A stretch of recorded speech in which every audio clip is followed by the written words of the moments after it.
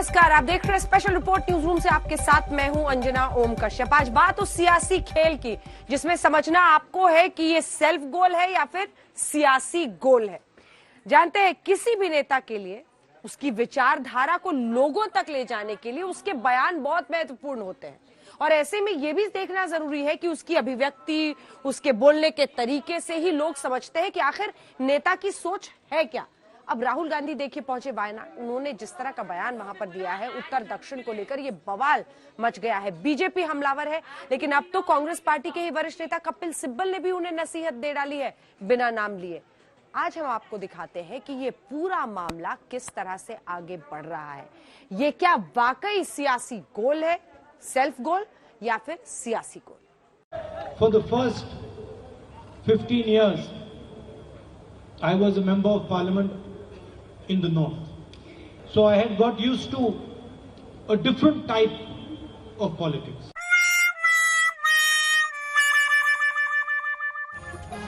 आज सियासत के उस खेल और खिलाड़ियों की बात करेंगे जिसमें शॉट के टारगेट को अलग अलग चश्मे से देखा जा रहा है, बयानों की अपने अपने हिसाब से व्याख्या की जा रही है।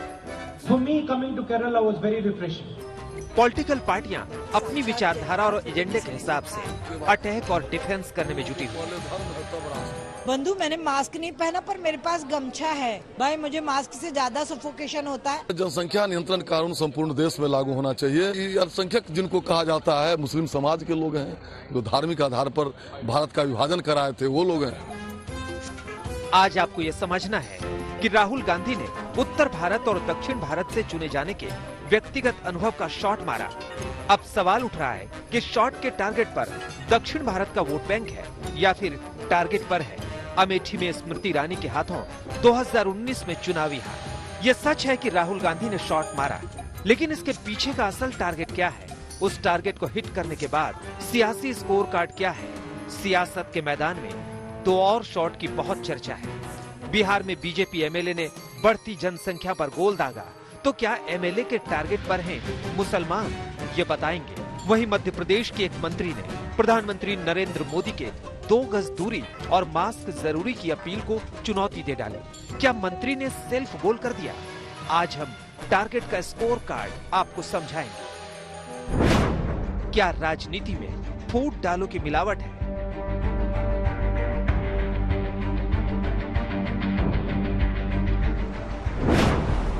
राहुल गांधी का सियासी दाव या सेल्फ गोल?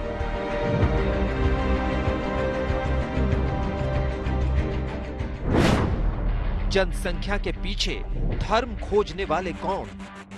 जनसंख्या नियंत्रण कानून संपूर्ण देश में लागू होना चाहिए। अल्पसंख्यक जिनको कहा जाता है, मुस्लिम समाज के लोग हैं जो धार्मिक आधार पर भारत का विभाजन कराए थे, वो लोग हैं। उन लोगों को पहले धर्म है तब राष्ट्र। राष्ट्रवाद की परिकल्पना है ही नहीं।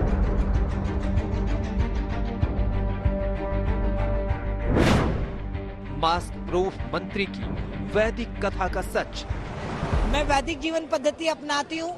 सूर्योदय सूर्यास्त के वक्त अग्निहोत्र करती हूँ। सस्वर दुर्गा सप्तशती और हनुमान चालीसा का पाठ करती हूँ। शंख का नाद करती हूँ। बंधु, मैंने मास्क नहीं पहना पर मेरे पास गमछा है।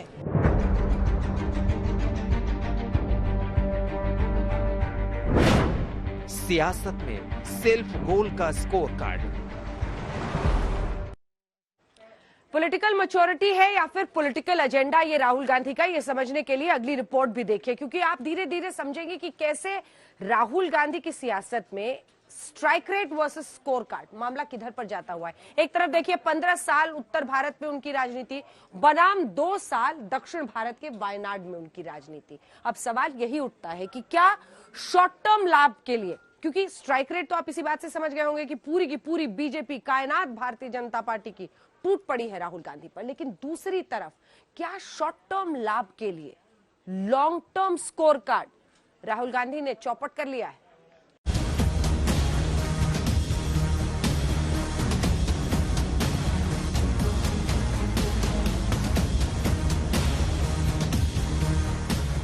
आज सियासत में एक पार्टी के 2 चेहरों और 2 अलग अलग विचारों के जरिए कांग्रेस के पूर्व अध्यक्ष और वायनाड से सांसद राहुल गांधी के त्रिवेंद्रम में दिए बयान पर सियासी विवाद को समझिए।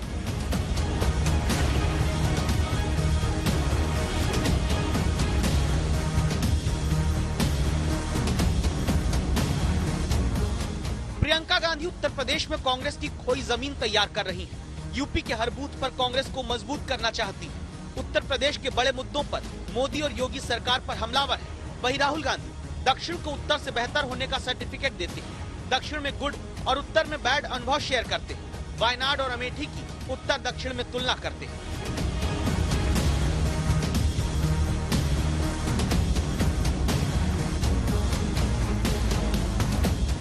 प्रियंका गांधी जिस उत्तर भारत में परिश्रम कर रही हैं, कांग्रेस की खोई साख लौटाने के लिए पसीना बहा रही है, उसी उत्तर भारत को लेकर राहुल गांधी ने अपने अनुभव के आधार पर व्याख्या की तो सियासी तूफान आ गया। बहुत गौर से सुनिए राहुल गांधी ने त्रिवेंद्रम में क्या कहा। For the first 15 years, I was a member of parliament in the north. So I had got used to a different type of politics. And for me, coming to Kerala was very refreshing because suddenly I found that people are interested in issues and not just superficially, but going into detail in issues. And recently I was talking to some students in the United States and I said, I really enjoy going to Kerala and I really love going to Wayanad. It is not just the affection, because affection of course is there, but it is the way you do your politics. If I might say so, the intelligence with which you do your politics. So for me it has been a learning experience and a pleasure. तो क्या राहुल गांधी ने self goal कर दिया या फिर ये तमिलनाडु और केरल में होने वाले विधानसभा चुनाव में वोटरों को साधने की कोशिश है? उत्तर भारत में आंदोलन कर रहे किसानों की महापंचायतों में प्रियंका गांधी हाजिरी लगा रही हैं। उसी उत्तर भारत के सियासी संस्कारों पर, लोकतंत्र की समझ पर प्रश्न चिन्ह लगाने के आरोप बीजेपी ने राहुल गांधी पर लगाए। राहुल गांधी को चुनावी अखाड़े में हराने वाली स्मृति ईरानी ने तूफानी हमला बोला। पहले सोशल मीडिया पर, फिर मीडिया के कैमरों पर। सबसे पहले सुनिए ट्वीट पर स्मृति ईरानी ने क्या लिखा। एहसान फरामोश, इनके बारे में तो दुनिया कहती है थोथा चना बाजे घना। पहले सोशल मीडिया पर हमला, फिर राहुल के बयान पर साक्षात शब्द भेदी बाण दागे। राहुल गांधी ने जो बयान दिया, ये उस क्षेत्र के बारे में दिया जिसने 50 साल तक उनके परिवार को सत्ता दी। ये उस क्षेत्र के बारे में बोला जिसमें वो ढोंग करते रहे कि क्षेत्र की जनता मेरे लिए परिवार है। और ये ढोंग सिर्फ उन्होंने नहीं किया, उनके परिवार ने भी किया। और कोई अपने परिवार को इस तरह से सार्वजनिक अपमानित करता है? हिंदी हार्टलैंड की पार्टी भारतीय जनता पार्टी को बैठे बिठाए बड़ा मुद्दा मिल गया। जिस बीजेपी पर राहुल गांधी हमलावर हैं, आज सियासी पिक्चर पूरी तरह बदली दिखी। बीजेपी आक्रामक मोड में आ गई। दक्षिण भारत से आने वाले विदेश मंत्री जयशंकर ने भी राहुल के बयान में बंटवारे वाली सोच की लाइन खोजी। वही पूरी कांग्रेस अपने नेता के बयान के डैमेज कंट्रोल में जुटी दिखी।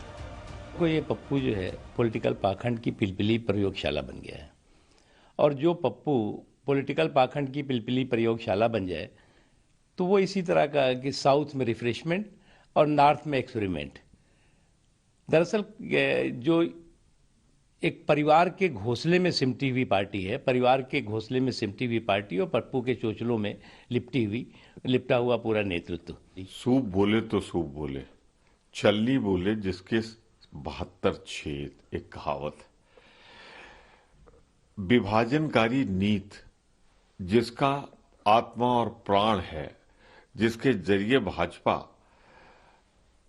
राजनीतिक लाभ लेती रही है। और कांग्रेस ने देश की एकता और अखंडता के लिए इंदिरा गांधी का बलिदान दिया। राहुल गांधी के बयान पर बीजेपी की घेरेबंदी को समझिए। पार्टी अध्यक्ष जेपी नड्डा ने हमला बोला, उत्तर प्रदेश के सीएम योगी ने हमला बोला, स्मृति ईरानी ने मोर्चा संभाला। बिहार विधान परिषद में तो बीजेपी के एमएलसी संजय मयूख राहुल गांधी के खिलाफ निंदा प्रस्ताव लाए। जाहिर है सियासी मैदान में सियासी गोल और सेल्फ गोल की चर्चा होती रही तो राहुल के बयान पर अमेठी के लोगों का भी रिएक्शन आया।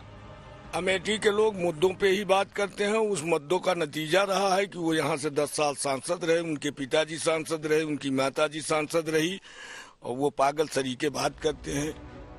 राहुल के बयान पर सियासी तूफान मचा है, लेकिन एक बार फिर राहुल पुडुचेरी में जो गलत फैक्ट बोला था वही केरल के कोल्लम में रिपीट कर दिया। No one speaks for you in Delhi. So the first thing I would like to do is have a ministry dedicated to the fishermen of our country, so that your issues can be defended and protected across the country. इधर बयान आया, उधर राहुल गांधी पर एक बार फिर गिरिराज सिंह ने हमला बोला।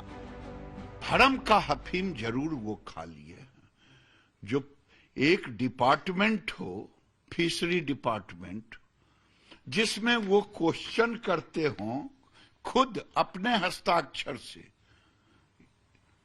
उस विभाग के विषय में भी पूछते हैं कि एक अलग मछुआ का विभाग होगा। मछुआ का विभाग है अलग से। बड़े नेताओं के एक एक शब्द को बहुत गौर से सुना जाता है और उनके एक एक शब्दों की व्याख्या होती है। मतदाता तो मतदाता होता है ना, हर मतदाता जहां भी वो होगा वो समझदार मतदाता है। उसको मालूम है कि किसको वोट देना है, क्यों वोट देना है, किस राजनीतिक दल को वोट देना है, किस प्रत्याशी को वोट देना है। मतदाता को सब समझ है, चाहे वो साउथ का हो चाहे वो नॉर्थ का हो। तो मैं कोई व्यक्तिगत रूप पे कोई टिप्पणी नहीं करना चाहता, लेकिन हमें मतदाता को कहीं का भी हो उसको पूरा हमें रिस्पेक्ट देना चाहिए। इसके बावजूद राहुल गांधी अपने बयानों से नई नई हेडलाइंस बनाते हैं, लेकिन यही हेडलाइन उनकी पार्टी को बैकफुट पर खड़ा कर देती है। आप देखिए, जिस वक्त सियासी हंगामा मचा था उस वक्त राहुल क्या कर रहे थे। त्रिवेंद्रम से पी गोपी कृष्णन उन्नीथन के साथ ब्यूरो रिपोर्ट आज तक। अमेठी में राहुल गांधी को स्मृति ईरानी ने हराया था। आज जमकर टूट पड़ी वो राहुल गांधी पर। उनसे बात की हमारे सहयोगी ने। इस एक्सक्लूसिव बातचीत में देखे राहुल गांधी के सियासी संस्कारों पर स्मृति ईरानी ने सवाल खड़े कर दिए। हमारे साथ बातचीत करने के लिए केंद्रीय मंत्री स्मृति ईरानी। स्मृति जी, आप अमेठी से सांसद हैं। कल राहुल गांधी एक सभा में एक जवाब दे रहे थे। उन्होंने कहा कि वो 15 साल एक ऐसे क्षेत्र से थे जहां से वो अब यहां चुनकर आए तो तरोताजा फील करते हैं। उनको लगता है कि लोग यहां पे मुद्दों को समझते हैं। वो बात अमेठी की कर रहे थे क्योंकि 15 साल वो वहीं से सांसद रहे। देखिए, राजनीति में हार और जीत राजनीतिक जीवन का एक अभिन्न अंग है। अमेठी से मैं भी चुनाव हारी थी साल 2014 में। मैं चांदनी चौक से भी साल 2004 में चुनाव हारी थी। गुजरात से 2 बार सांसद रही, लेकिन कभी भी मैंने गुजरात में या महाराष्ट्र में, जहां से मेरी राजनीतिक जीवन की शुरुआत हुई, कभी भी उस जनता को नहीं कोसा जिस जनता ने मुझे हराया। क्योंकि हार जीत, जैसे कि मैंने कहा, राजनीतिक जीवन का एक अभिन्न अंग है। लेकिन राहुल गांधी ने जो बयान दिया, ये उस क्षेत्र के बारे में दिया जिसने 50 साल तक उनके परिवार को सत्ता दी। ये उस क्षेत्र के बारे में बोला जिसमें वो ढोंग करते रहे कि क्षेत्र की जनता मेरे लिए परिवार है। और ये ढोंग सिर्फ उन्होंने नहीं किया, उनके परिवार ने भी किया। और कोई अपने परिवार को इस तरह से सार्वजनिक अपमानित करता है? राहुल गांधी ने कहा कि 15 साल जहां से वो सांसद रहे वहां के लोग खोखले हैं। राहुल गांधी ने कहा कि जहां से वो सांसद हैं, 15 साल तक जहां से उनका अनुभव रहा संसदीय, वहां के लोग उतने बुद्धिमान नहीं हैं जितने राहुल गांधी हैं। मुझे लगता है इस प्रकार की घृणा और नफरत को अपने आप में हार के 1.5 साल बाद भी पालना इस बात का संकेत है कि वो किस प्रकार के व्यक्ति हैं, जो किस प्रकार की रंजिश रखते हैं, जो किस प्रकार का द्वेष रखते हैं। वो संसदीय क्षेत्र जिसने 50 साल उनके परिवार को आशीर्वाद दिया, उस संसदीय क्षेत्र का अपमान करके वो अपने आप को गौरवान्वित महसूस करते हैं। मुझे लगता है इससे ज्यादा तुच्छ राजनीति हाल फिलहाल में किसी ने देखी नहीं होगी। राहुल गांधी के बयान में सियासी गोल है। अगर उनके बयान को आपको समझना है, उसकी टाइमिंग को समझना है, तो 2019 के नतीजों से अगर आप उसको जोड़ेंगे तो पूरी पिक्चर क्लियर हो जाएगी। 2019 में, अभी तो केरल और तमिलनाडु में चुनाव है, 2019 में इसी दक्षिण भारत ने बचाया था कांग्रेस को।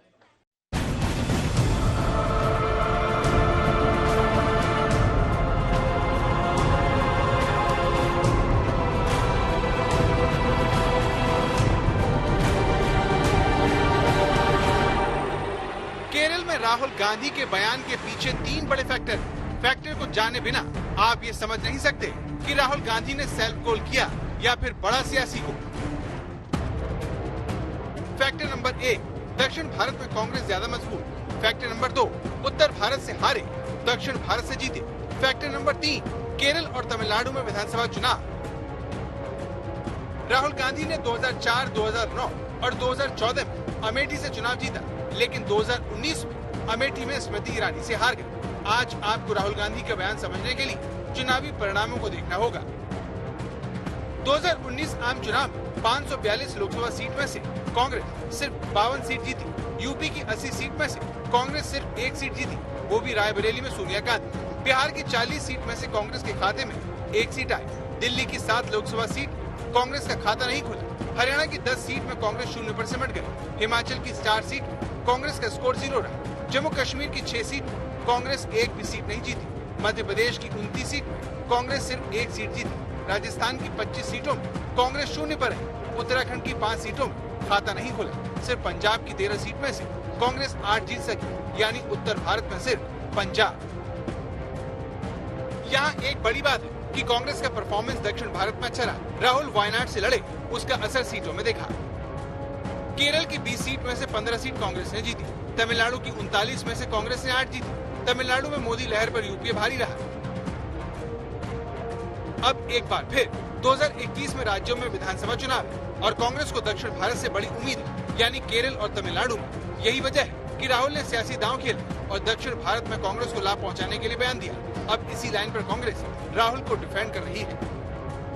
Look, every politician when he goes to a particular state tends to make a specific remark to the voters of that state. We see this, for example, with Mr. Modi going to Assam and talking about tea. So obviously when Rahul Gandhi comes to Kerala, he will appreciate Kerala voters. When he goes to Gujarat, he may appreciate the people of Gujarat. How does it matter? Gandhi परिवार हमेशा उत्तर भारत से संसद में पहुंचता रहा है। जवाहरलाल नेहरू से लेकर राहुल गांधी तक, यानी सियासत की 4 पीढ़ियों का गढ़ उत्तर भारत रहा। लेकिन सियासी मजबूरी है कि राहुल गांधी को दक्षिण भारत में अपना भविष्य नजर आ रहा है। ब्यूरो रिपोर्ट, आज तक। बीजेपी राहुल गांधी पर हमलावर है, कह रही है कि उन्होंने उत्तर भारतीयों का अपमान कर दिया है। लेकिन सवाल तो यह है कि क्या बिहार और मध्य प्रदेश में अपने नेताओं के सियासी संस्कार पर चुप्पी तोड़ेगी बीजेपी?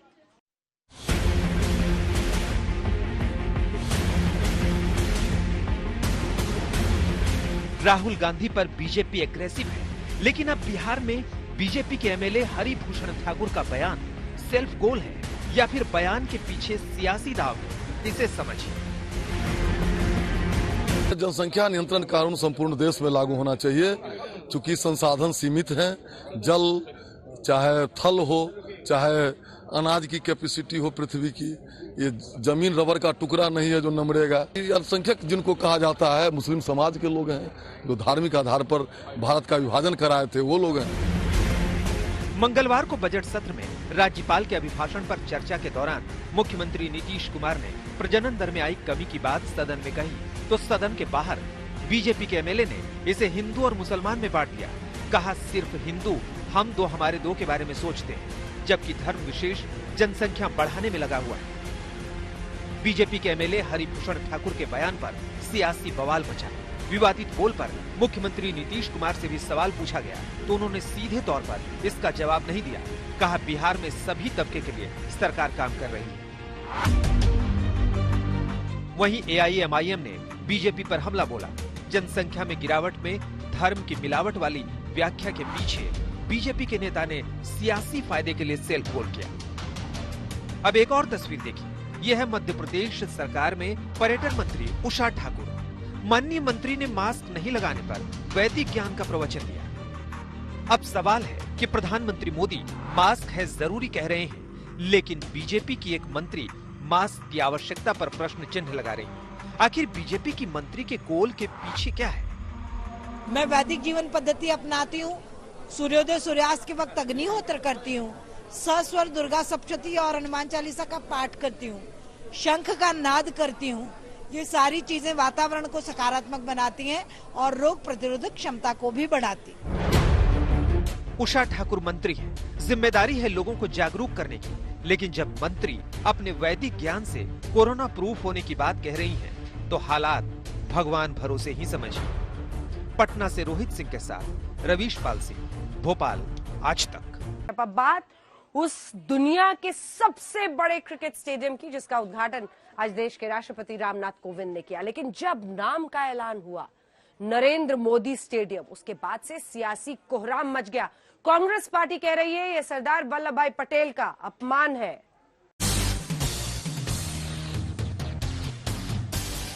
समुद्रवसने देवी पर्वतस्तनमण्डले विष्णुपत्नी नमस्तुभ्यं पादस्पर्श क्षमस्व मे।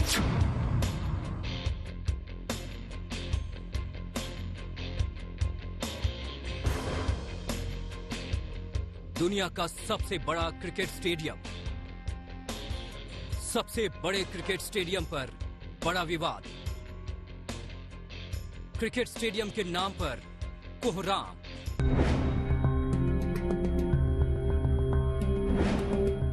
खेल का यह मैदान भारत के लिए गौरवशाली पल लेकर आया। राष्ट्रपति रामनाथ कोविंद ने जब मोटेरा क्रिकेट स्टेडियम का उद्घाटन किया तो हर देशवासी का सीना गर्व से तन गया। आज से हर देशवासी गर्व से कह सकता है कि हमारे देश में दुनिया का सबसे बड़ा क्रिकेट स्टेडियम है।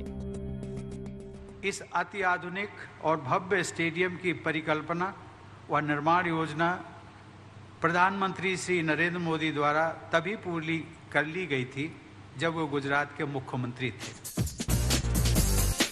अहमदाबाद के इस गौरवशाली स्टेडियम और स्पोर्ट्स कॉम्प्लेक्स का सपना प्रधानमंत्री नरेंद्र मोदी ने देखा था। प्रधानमंत्री नरेंद्र मोदी का ये सपना था और ये सपना उन्होंने तब देखा था जब वो गुजरात के मुख्यमंत्री हुआ करते थे। 2012 में जब वो GCA के प्रेसिडेंट थे, यानी गुजरात क्रिकेट एसोसिएशन के प्रेसिडेंट थे, उस वक्त उन्होंने ये सपना देखा था और उसी सपने को अब साकार होता हुआ हर कोई देख रहा है। प्रधानमंत्री मोदी खुद इस मौके पर मौजूद नहीं थे, लेकिन गृह मंत्री अमित शाह ने बाकायदा बताया कि कैसे मोदी ने स्टेडियम और स्पोर्ट्स कॉम्प्लेक्स की प्लानिंग की थी।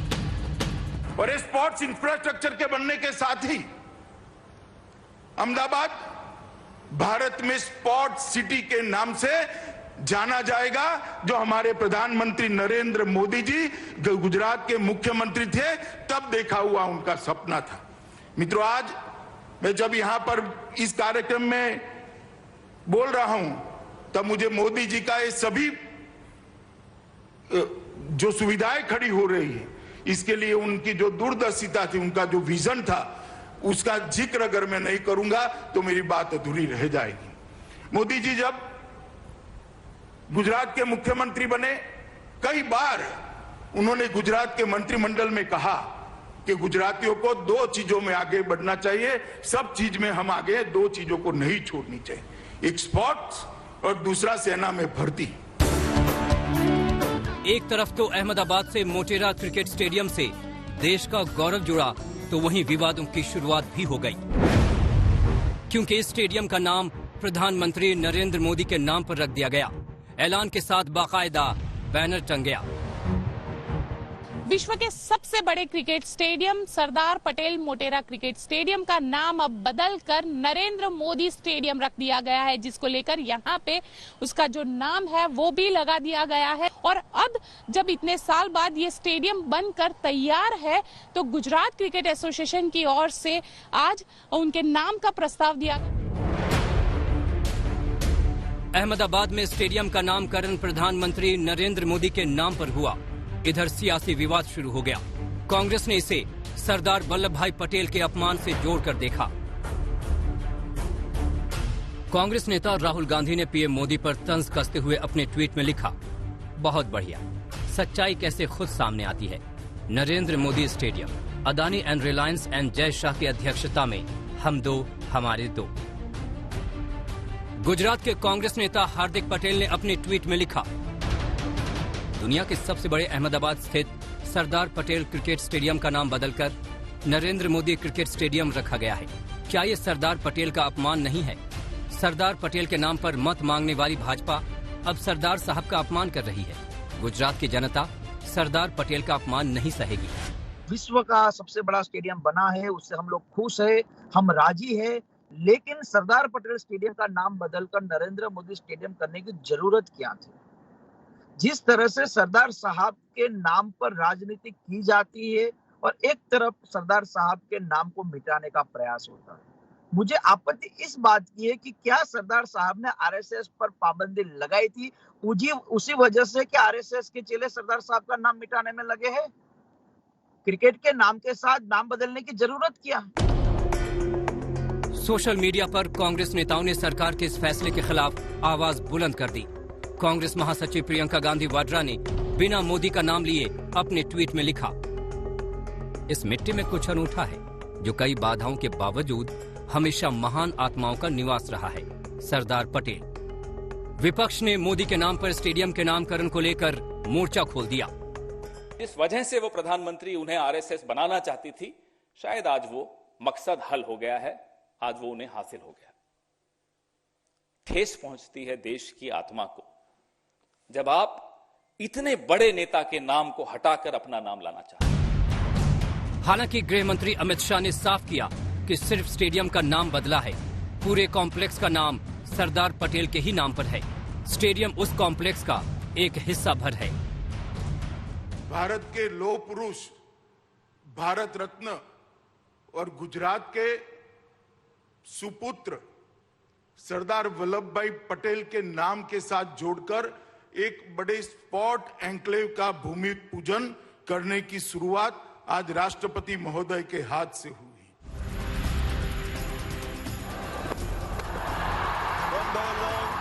अहमदाबाद में दुनिया के सबसे बड़े स्टेडियम के उद्घाटन के बाद कहां तो भारत और इंग्लैंड के बीच डे नाइट मैच शुरू होना था, लेकिन उससे पहले यहां सियासी मैच शुरू हो गया। अहमदाबाद से गोपी घांगर के साथ आज तक ब्यूरो। इस दुनिया के सबसे बड़े स्टेडियम का नाम जब प्रधानमंत्री नरेंद्र मोदी पर रखा गया तो जाहिर तौर पर कांग्रेस पार्टी के नेताओं को ये हजम नहीं हुआ।